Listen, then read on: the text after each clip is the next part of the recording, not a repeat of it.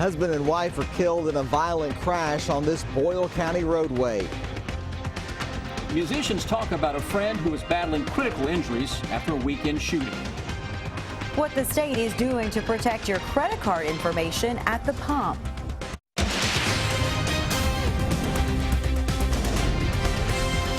This is WKYT News at 5. Good afternoon to you. A married couple has died after a weekend car crash. Wally Bremer and his wife Jackie died when an SUV hit their car head-on US 150 in Boyle County. Our Phil Pendleton has more on the crash. It's our top story at 5. The crash took place on Godby Lane. That is a narrow, heavily traveled roadway between Danville and Perryville. The crash killed a husband and wife, sent so many others to the hospital that extra assistance was called from Marion County. 54-year-old Walter Bremer was pronounced dead at the scene when first responders were called to the crash about 3 o'clock Sunday afternoon.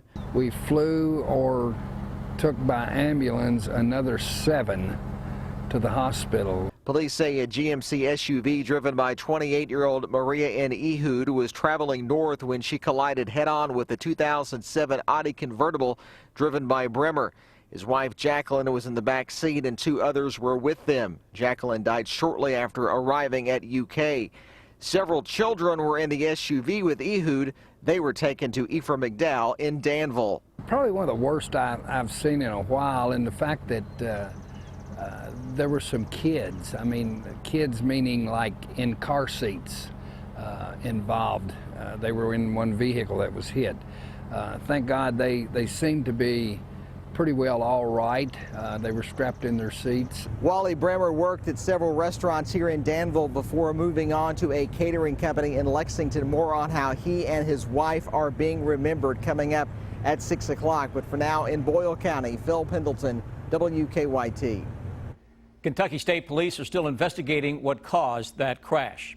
A man remains in critical condition after a weekend shooting. Police say Coleman Saunders had just taken a taxi to the corner of North Limestone and East 7th Street when 3 men robbed and shot him. Saunders is a local music producer. He's worked with a lot of musicians, including Sunday Best and J.D. Shelburne. Shelburne says that Saunders is a fighter and hopes he makes a full recovery. He's definitely a guy to have on your team, on your side. You know, he's just, he's a good old Kentucky boy. That's the one thing I've always liked about him. And he was always interested in, making sure he put extra effort into making our videos always the way we wanted them. And we've become friends more than on a business relationship. We've become really good friends. And, it's just, I hate this happened to Coleman. No arrests have been made so far. Shelburne says that he just talked to Saunders a couple of days ago and they were planning to work on a new music video next month. Real shame. Yeah. We've got scattered showers and storms in the area this afternoon. And the good news, they're going to bring us some better temperatures. WKYT Chief Meteorologist Chris Begley is here now with an early check of your forecast. Yeah, needing a little heat relief. We have it for you coming up over the next few days, too. It's basically a pattern that is going to just clean the skies as we go into late tomorrow night and middle of the week. And those skies right now, well, a little boomy and stormy into parts of central and southeastern Kentucky. Clouds in Lexington looking toward the south.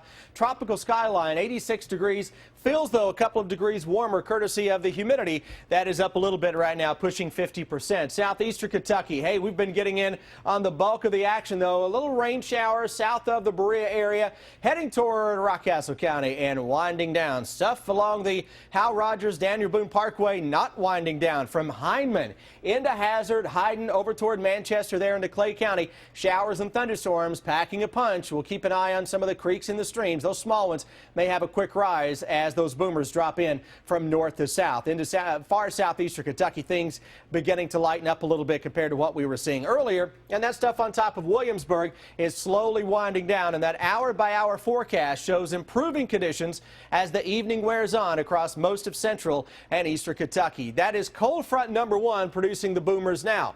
Coming up in just a few minutes, we'll show you why cold front number 2 is the good guy in this weather pattern. Wait until you see the numbers it brings in the 7-day forecast in a few. A woman came home from work this afternoon to find it on fire. It happened around 12:30 on Niles Drive. The owner says her son first noticed the flames and smoke coming from the home. Firefighters had to rescue 2 dogs and 3 cats and take them to the vet, but no people were injured. Firefighters say that fire started in a back bedroom and they're still trying to figure out how. It is easy to fall for a scam. State officials, though, want to make sure you don't become a victim. And more gas stations have reported finding skimmers, which steal credit card numbers on gas pumps. WKYT's Mark Barber shows us what one state agency is doing to try to put a stop to the crime.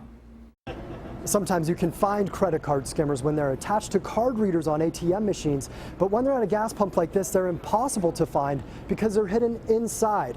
Even though they're tricky, there's still a few things you can do to protect your financial information. Be on the lookout for tampered locks, doors on gas pumps that may have been pried open, and also look at the integrity of security tape. If that tape is broken, it means a crook has popped open the panel on the pump and set a skimmer inside. Devices we've seen hold anywhere from 50 to 500, depending on the size of the internal memory. An active skimmer usually runs between $15,000 and $30,000 in fraud. Lexington police found 5 of those skimmers in just the last few weeks. So now Kentucky's Agriculture Commissioner, Ryan Quarles, is checking the state's 60,000 gas stations. Being off of I-64 and I-75, it's an easy stopping point for people traveling from out of state. Most suspects that we've seen placing these devices are all from outside of Kentucky. It's not always easy to catch the crooks, so that's why authorities say it's so important to do a quick rundown at the pump before you fill up. As long as they're doing their due diligence and checking the locks, the tape, the dispenser doors, that's about all they can do. And finally, after you've done everything else, make sure you are regularly checking the charges on your bank statements. In Lexington, Mark Barber, WKYT. And the best way to make sure that your information is not stolen is to simply pay with cash. Hillary Clinton's new ally could give her the boost she needs to secure votes from liberal Democrats. Senator Elizabeth Warren offered a passionate endorsement of Clinton at a campaign event today. As Kenneth Craig shows us, presumptive Republican nominee Donald Trump quickly called Warren out as a traitor to her own supporters. Hillary Clinton and Senator Elizabeth Warren held hands high in the air. I'm with her. Warren is a champion of the party's liberal progressive base. Her endorsement could help Clinton win over Bernie Sanders supporters. Warren wasted no time going after Clinton's Republican rival, Donald Trump. A small, insecure money grubber who fights for no one but himself. Trump called Warren a sellout in a statement that reads in part, "This sad attempt at pandering to the Sanders wing is another example of a typical political calculation by D.C. insiders." She represents Wall Street in the interest of big banks. I just felt it wasn't very genuine. Trump is painting Clinton as the ultimate establishment figure, and Warren could help beat back that title. Monday's event could be seen as a sort of tryout for the vice presidential nomination. She exposes him for what he is, temperamentally unfit and totally unqualified to be President of the United States. A new study shows Trump's tax and budget plans would cause the national debt to shoot up by more than $11 trillion in a decade. Clinton's agenda would increase the debt by $250 million. Trump will have the chance to respond on Tuesday. He's planning to deliver a speech outside of Pittsburgh entitled Declaring American Economic Independence. Kenneth Craig, CBS News, New York. Trump has launched a new website highlighting what he says are lies Clinton has told. He's also spending fundraising pitches to his supporters for the first time. The U.S. Supreme Court struck down a Texas law regulating abortion clinics today. That law required doctors who perform abortions to have admitting privileges at nearby hospitals and asked clinics to meet hospital-like standards for outpatient surgery.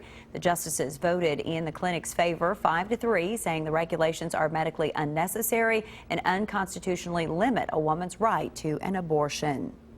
Police have arrested 3 people accused of stealing $38,000 in items during a burglary. Our county-by-county coverage begins in Madison County. Samantha Jackson, Clelis Arnett, and Albert Whitney, all charged with burglary and criminal mischief for a break-in on Martin Drive. Lexington police recovered some of the items.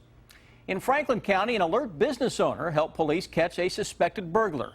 Nelson Yanez is charged with burglary for a break-in at Blues gas station on Shinkle Lane. The owner called police after spotting someone on security cameras inside the store after hours. Frankfort police say they found Yanez hiding in an ice maker in the back storage room. They say he tried to take cigarettes and other items during the break-in. The leaders of Germany, France, and Italy say there can be no negotiations with Britain about leaving the European Union right now.